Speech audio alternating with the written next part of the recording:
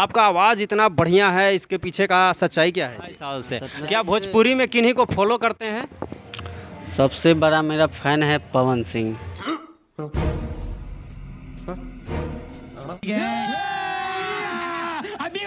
ए बाबा प्रेम के सुहनी कहानी लो भर के संगे आइल बानी के फूल पता जल पानी लो भर के संगे आइल बानी। क्या भोजपुरी में किन्हीं को फॉलो करते हैं? सबसे बड़ा मेरा फैन है पवन सिंह। तुम्हें शर्म है कुछ?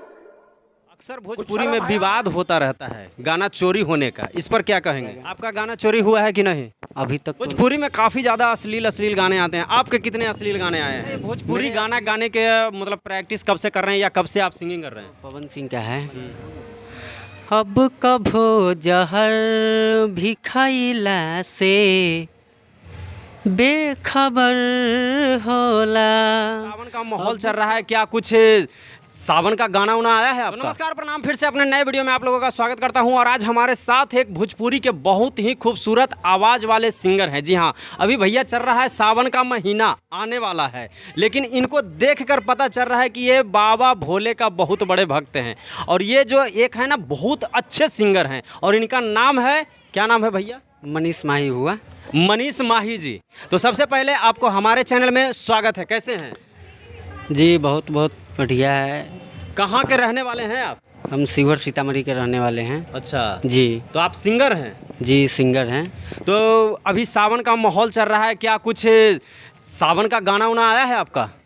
हाँ, एक सॉन्ग आया हुआ है जी बोलिए। जो अभी मार्केट में मतलब भोले बाबा का कृपा है, जो मतलब मार्केट में अभी बज रहा है। तो हम चाहेंगे कि सबसे पहले अपने ऑडियंस को कि ये गाना जरा 2 लाइन सुना दीजिए।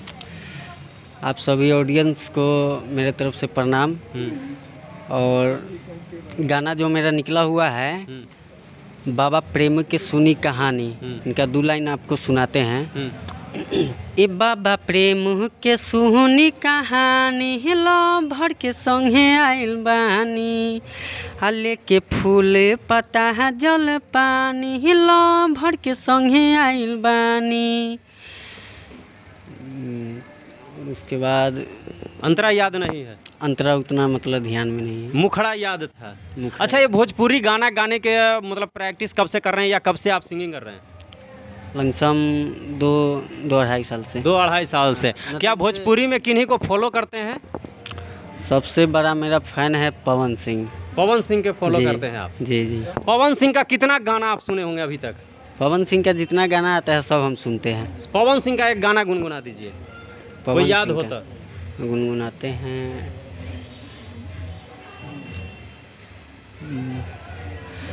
वो पवन सिंह का है। अब कभो जहर भी खइला से बेखबर होला। अब कभो जहर भी खइला से बेखबर होला।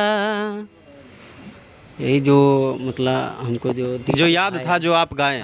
आपका आवाज़ इतना बढ़िया है, इसके पीछे का सच्चाई क्या है जी? सच्चाई है जो माता रानी का कृपा है। कृपा है जी। भोजपुरी में काफ़ी ज़्यादा अश्लील गाने आते हैं, आपके कितने अश्लील गाने आए हैं? मेरे अश्लील एक भी नहीं है। आप अश्लील गाना नहीं गाते हैं? आजकल तो भोजपुरी में ढूंढी चोली साया पता नहीं क्या क्या गा के लोग हिट हो रहे हैं।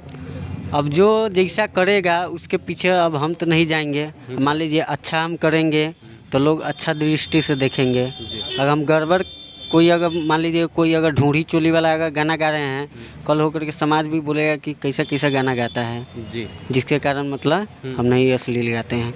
अक्सर भोजपुरी में विवाद होता रहता है गाना चोरी होने का, इस पर क्या कहेंगे?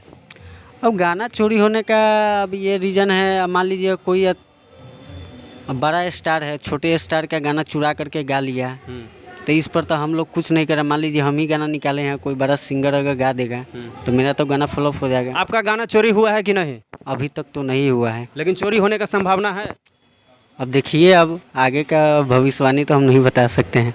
अच्छा, तो कहने का मतलब ये है कि आप अश्लील गाना नहीं गाइएगा? ना, अश्लील हम नहीं गाएंगे। आप सब दिन सलील गाना गाइएगा? हाँ। कभी भी गाएंगे, साफ सुथरा गाएंगे। तो ऑडियंस आप लोगों से रिक्वेस्ट है कि ऐसे कलाकारों को आप लोग सपोर्ट करें जो अश्लील गाना नहीं गाते हैं, अश्लील को बढ़ावा नहीं देते हैं। और आप लोग भी अश्लील गाना नहीं सुनना चाहते हैं तो मनीष माही जी को आप लोग ज़्यादा से ज़्यादा सपोर्ट कीजिए। और इनका जो गाना आया है देवघर वाले, उनका उस गाने का लिंक मैं डिस्क्रिप्शन में डाल दूंगा, आप जाकर उस गाने को देख लीजिएगा और इनको ज़्यादा से ज़्यादा सपोर्ट कीजिए। जाते जाते ऑडियंस से क्या कहना चाहते हैं?